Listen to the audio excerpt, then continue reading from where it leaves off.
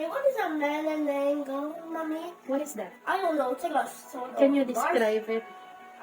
What I only know, I watched there is that if you're a beautiful Filipino girl, Then, you might be a mananangle, which is I don't know, mommy. Whatever it is, Manananggal? Mananagal. What is it? This should be joined. What is a manananggal? Manananggal daw. This needs to join. Manananggal?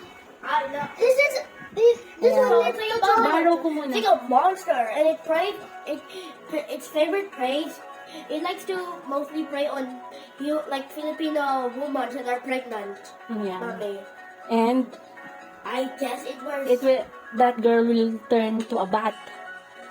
And the half of her body will stay on the ground. Mapuputol yung katawan niya. Her body will cut into two.